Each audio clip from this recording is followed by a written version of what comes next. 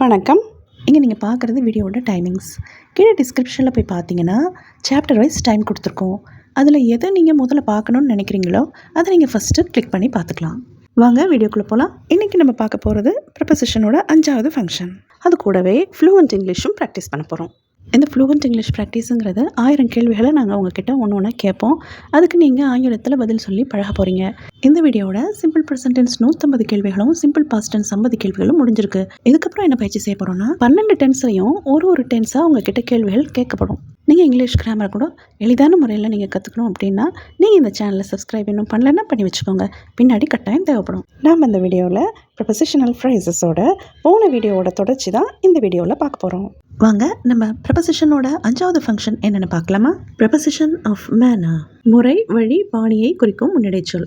அதாவது ஒரு செயல் எந்த முறையில் நடத்தப்படுகிறது, எந்த பாணியில் நடத்தப்படுகிறது, எந்த வழியில் நடத்தப்படுகிறது அப்படின்னு சொல்கிறதுக்கு உதவுற ப்ரிப்போசிஷன்ஸ் தான் ப்ரிப்போசிஷன்ஸ் ஆஃப் மேனர்.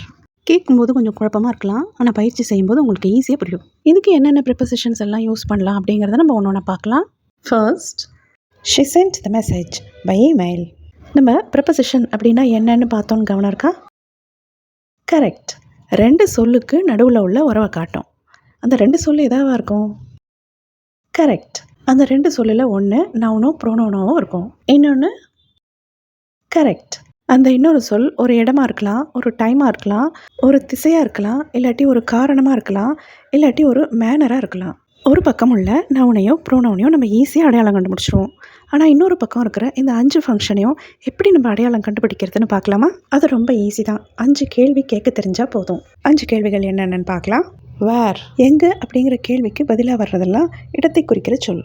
வென், எப்போ அப்படிங்கிற கேள்விக்கு பதிலாக வர்றதெல்லாம் நேரத்தை குறிக்கிற சொல். வேர் டு, எதை நோக்கி அப்படின்னு கேட்குற கேள்விக்கு பதிலாக வர்றதெல்லாம் திசையை குறிக்கிற சொல். வாய், ஏன் அப்படிங்கிற கேள்விக்கு பதிலாக வர்றதெல்லாம் காரணத்தை குறிக்கிற சொல். ஹவ், எப்படி அப்படிங்கிற கேள்விக்கு பதிலாக வர்றதெல்லாம் மேனரை குறிக்கிற சொல். ஒரு பக்கம் இந்த நவுன் ப்ரோனவுன் அப்படிங்கிற விஷயம், இன்னொரு பக்கம் இந்த 5 ஃபங்க்ஷனில் ஏதாவது ஒரு ஃபங்க்ஷனை கொண்ட சொல், அது இன்னொரு விஷயம்.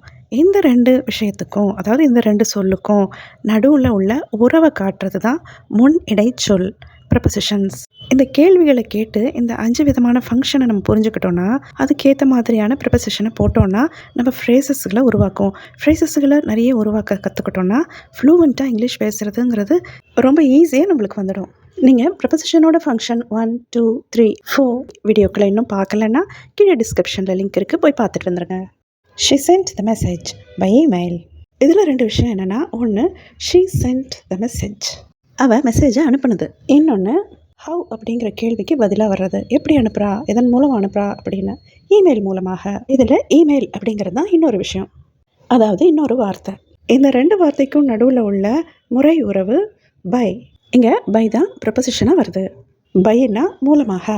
இங்கே பை இமெயில் அப்படிங்கிறது தான் ப்ரிப்போசிஷனல் ஃப்ரேஸ். அவள் இமெயில் மூலமாக செய்தியை அனுப்பினா. Next, you behave like a child. இதில் 2 விஷயம். ஒன்று யூ பிஹேவ், நீ நடந்துக்கிறது. இன்னொன்று ஹவ் அப்படிங்கிற கேள்விக்கு பதிலாக வர்றது, எப்படி நடந்துக்கிற, யாரை போல் நடந்துக்கிற. அ சைல்டு, குழந்தை மாதிரி. இந்த 2 விஷயத்துக்கும் நடுவில் உள்ள ஸ்டைல் பாணி உறவு லைக். இங்கே லைக் அப்படிங்கிறது தான் ப்ரிப்போசிஷன். லைக் அப்படின்னா அது போல், அது மாதிரி அப்படின்னு அர்த்தம். லைக் அப்படிங்கிறது வினைச்சொல்லாக வரும்போது விரும்பு அப்படிங்கிற அர்த்தத்துலேயும், முன்னிடை சொல்லா ப்ரிப்போசிஷனாக வரும்பொழுது போல, அது மாதிரி அப்படின்ற அர்த்தத்துலேயும் வருது. இங்கே லைக் அ சைல்டு தான் ப்ரிப்போசிஷனல் ஃப்ரேஸ். குழந்தை மாதிரி, நீ குழந்தை மாதிரி நடந்துக்கிற. Next, she worked in silence. இதில் 2 விஷயம். ஒன்று she worked, அவன் வேலை செஞ்சா. இன்னொன்று சைலன்ஸ், அமைதியான நிலையில். இந்த 2 விஷயத்துக்கும் நடுவில் உள்ள நிலை உறவு இன் அப்படிங்கிற ப்ரிப்போசிஷன். இது ஹவ் அப்படிங்கிற கேள்விக்கு பதிலாக வர்றது, எப்படிப்பட்ட நிலையில் அவள் வேலை செஞ்சா, அமைதியான நிலையில். நம்ம ஏற்கனவே பார்த்த இன் அப்படிங்கிற அர்த்தம் ஒரு இடத்த குறிக்கும்போது உள்ள அப்படின்னும், ஒரு காலம், ஒரு டைமை குறிக்கும்போது, பீரியட் ஆஃப் டைம் குறிக்கும்போது இல் அப்படின்னு பார்த்தோம். இங்கே அது மேனராக வர்றதுனால நிலையில் அப்படிங்கிற அர்த்தத்தில் வருது. இங்கே இன் சைலன்ஸ் அப்படிங்கிறது தான் ப்ரிப்போசிஷனல் ஃப்ரேஸ். அமைதியான நிலையில், அவள் அமைதியான நிலையில் வேலை செஞ்சா. நெக்ஸ்ட், இதை நீங்கள் வாசிக்கும் போதோ இல்லாட்டி கேட்கும் போதோ உங்களுக்கு ஏதாவது சந்தேகம் இருந்தால் எழுதி வச்சுக்கிட்டு அதை நீங்கள் அப்புறமா காமெண்ட்ஸில் எழுதி கேளுங்க. Next, they welcomed us with a smile. இதில் ரெண்டு விஷயம். ஒன்று, they welcomed us, அவங்க எங்களை வரவேற்றாங்க. இன்னொன்று, a smile, புன்னகையுடன். இது எப்படின்ற கேள்விக்கு பதிலாக வர்றது. எப்படி வரவேற்றாங்க? புன்னகையுடன். இது ரெண்டுத்துக்கும் நடுவில் உள்ள உணர்வு உறவு வித் அப்படிங்கிற ப்ரிபசிஷன். எந்த மாதிரி உணர்வோடு அவங்க வரவேற்றாங்க? புன்னகை உணர்வோடு அவங்க வரவேற்றாங்க. வித் அப்படின்னா உடன், கொண்டு அப்படின்னு அர்த்தம். இங்கே வித் த ஸ்மைல் அப்படிங்கிறது தான் ப்ரிபசிஷனல் ஃப்ரேஸ். புன்னகையுடன். அவர்கள் புன்னகையுடன் எங்களை வரவேற்றனர். Next, she spoke without fear. இங்கே ரெண்டு விஷயம். ஒன்று, ஷீ ஸ்போக், அவள் பேசினா. இன்னொன்று, ஃபியர், பயம் இல்லாமல். இது ரெண்டுத்துக்கும் நடுவில் உள்ள உணர்வு உறவு விதவுட். நம்ம ஏற்கனவே பார்த்த வித்தோட எதிர்ச்சொல் தான் விதவுட். விதவுட் அப்படின்னா ஒரு விஷயம் இல்லாமல். விதவுட் ஃபியர், பயம் இல்லாமல். அவள் பயம் இல்லாமல் பேசினா. இங்கே விதவுட் ஃபியர் அப்படிங்கிறது தான் ப்ரிபசிஷனல் ஃப்ரேஸ். ஒன்று ஒரு விதமாக அர்த்தம் கொடுக்குது. இதையெல்லாம் நம்ம மனப்பாடம் பண்ணணுமானா கிடையாது. ஒரு இடத்துல அது எந்த மாதிரியான அர்த்தத்தை கொடுக்குது அப்படிங்கிறத சும்மா நம்ம தெரிஞ்சுக்கிட்டாலே போதும். அது நமக்கு தேவையான நேரத்தில் தானாகவே உள்ளேருந்து பேசும்போது வரும். அதுக்காக தான் நிறைய அர்த்தங்கள்லாம் எப்படி வருது அப்படிங்கிறத தெரிஞ்சு வச்சுக்கணும். இப்போ நம்ம கொஞ்சம் ஃப்ளூவெண்ட் இங்கிலீஷ் ப்ராக்டிஸ் பண்ணலாமா? உங்களுக்கு ப்ராக்டிஸோட ரூல் தெரியும்னா இங்கே காட்டுற டைம் வரைக்கும் வீடியோவை ஸ்கிப் பண்ணிவிட்டு ப்ராக்டிஸ்க்கு போயிடுங்க.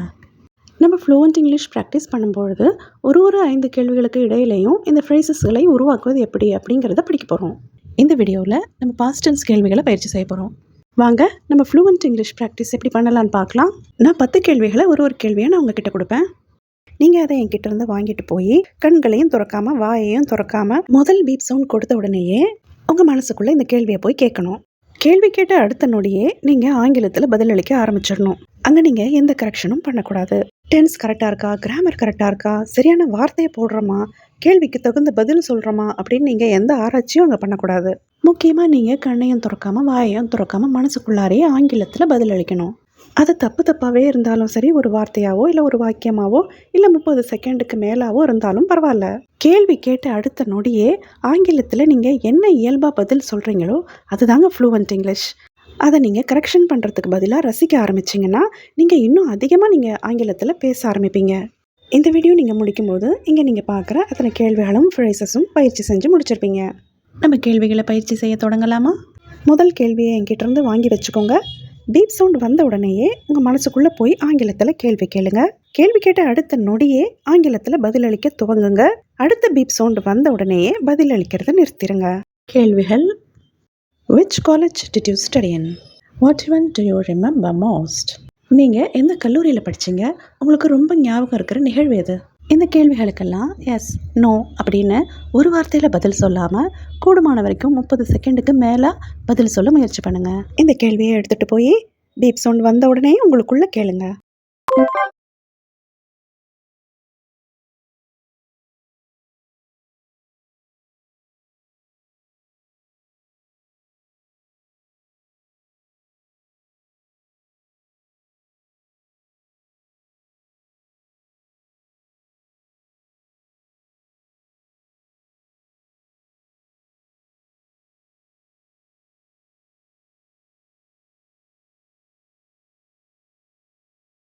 Next, did you fast recently? What did you pray for? நீங்கள் சமீபத்தில் ஏதாவது விரதம் இருந்தீங்களா? எதுக்காக ப்ரே பண்ணீங்க? இந்த கேள்விகளை எடுத்துகிட்டு போய் உங்களுக்குள்ளே கேளுங்க.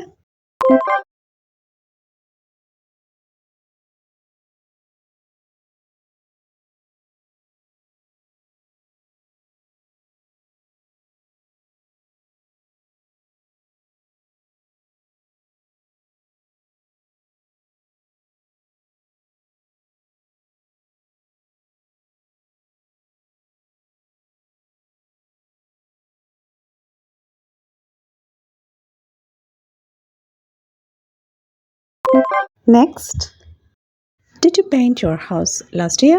What color did you choose? போன வருஷம் உங்கள் வீட்டுக்கு பெயிண்ட் அடிச்சிங்களா? நீங்கள் என்ன கலர் தேர்ந்தெடுத்தீங்க? இந்த கேள்விகளை எடுத்துகிட்டு போய் உங்களுக்குள்ளே கேளுங்க.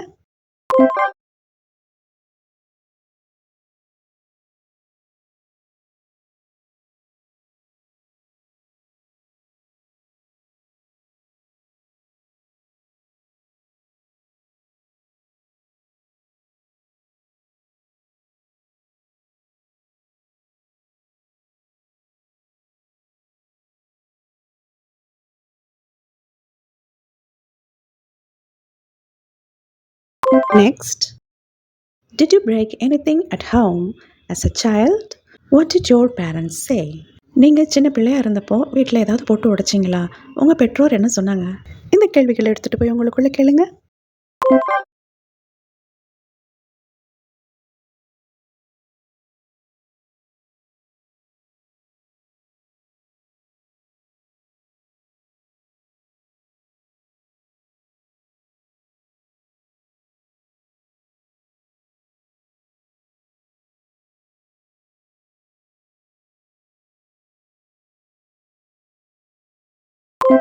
Next, did you stitch a blouse last month? Did it fit well? போன மாதம் நீங்கள் ப்ளவுஸ் தைச்சிங்களா? அது கரெக்டாக இருந்ததா? இந்த கேள்விகளை எடுத்துகிட்டு போய் உங்களுக்குள்ளே கேளுங்க.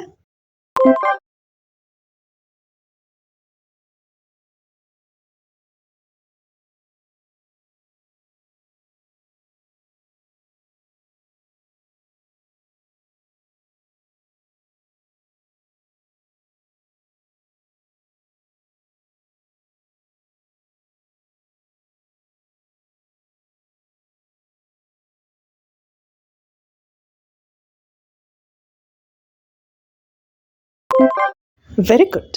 ரொம்ப அருமையாக ப்ராக்டிஸ் பண்ணுறீங்க. இந்த கேள்விகளுக்கெல்லாம் பதில்கள் எந்த மாதிரி இருக்கும் அப்படிங்கிற மாதிரி பதில்கள் நம்ம சேனலில் அடுத்த வீடியோக்குள்ளே போஸ்டர்களாக போட்டுருவோம். அதை நீங்கள் ஒரு முறை படிச்சுட்டு திருப்பி இன்னொரு வாட்டி பயிற்சி செஞ்சு பார்க்கலாம். நீங்கள் மீண்டும் மீண்டும் பயிற்சி செய்யும்போது ஏற்கனவே சொன்ன பதில்கள் மாதிரி சொல்ல மாட்டீங்க. ஒரு வாட்டியும் ஒரு புது புது பதில்கள் இருக்கும்.